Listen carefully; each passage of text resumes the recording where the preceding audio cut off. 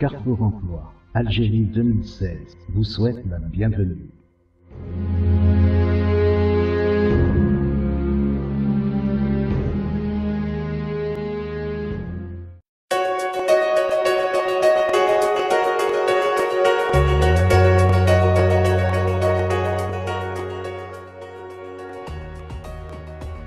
Un recruteur consacre 30 secondes à la première lecture d'un CV. Ce simple document doit donc vous faire sortir du lot et vous démarquer des nombreuses autres candidatures reçues par l'entreprise. C'est un véritable travail de fond qui nécessite du temps et de la réflexion afin de synthétiser de façon claire toutes les informations utiles. Votre CV doit refléter votre identité. Il est ce que vous êtes. Mais attention, ne faites figurer que les éléments de votre profil professionnel. Laissez de côté votre vie privée. Prêt ? Commencez par indiquer vos coordonnées. Votre photo n'est pas obligatoire, mais si vous décidez d'en mettre une, qu'elle reste sobre et professionnelle. Exit les photos de vacances. Il est recommandé d'indiquer le poste que vous recherchez, celui dans lequel vous vous projetez. Il montre que vous avez un objectif précis en tête. Si vous recherchez un CDI, parlez en premier lieu de vos expériences professionnelles. Valorisez celles qui sont significatives pour le poste visé. S'il s'agit d'un stage ou d'un apprentissage, commencez par votre formation. Soyez honnête, inutile de vous survendre. Votre CV doit être fidèle à ce que vous êtes. Donnez des preuves concrètes, oubliez les formulations vides ou les compétences fourre-tout comme capacité de travail importante et je suis autonome. Indiquez comment vous avez personnellement contribué au bon déroulement de vos missions et pensez à mettre en avant les détails qui peuvent vous distinguer des autres. Attention, commencez toujours par vos dernières expériences. Vous n'avez pas beaucoup d'expérience ?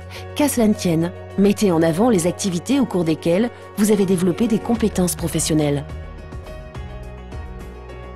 Bien. Et maintenant, comment bien parler de ces expériences ? Utilisez des intitulés précis pour décrire vos missions. Pour celles qui ne sont pas techniques, employez plutôt des verbes d'action, par exemple animer et superviser, au lieu de suivi de ou gestion de. Parlez ensuite de votre formation. Indiquez vos derniers diplômes obtenus. Vous parlez plusieurs langues ? Précisez lesquelles, avec votre niveau dans chaque langue. Si vous avez passé des tests de langue, n'oubliez pas d'indiquer votre score. Bien entendu, tous vos séjours à l'étranger sont un plus. Si vous maîtrisez l'informatique, il faut le renseigner dans le détail. Ces compétences sont essentielles aujourd'hui.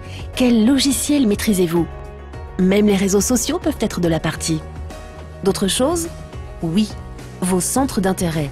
Choisissez des activités régulières qui vous distinguent des autres candidats et peuvent réellement appuyer votre projet professionnel. Par exemple, si vous avez été dans un club sportif, mettez alors en avant votre esprit d'équipe. Ce n'est pas terminé. Pour la plupart des postes, il vaut mieux privilégier une forme sobre. Le CV doit tenir sur une page A4 et rester lisible. Adoptez une seule logique de présentation, aérez vos paragraphes. Enfin, veillez à ce que la mise en page, les marges, les titres soient réguliers.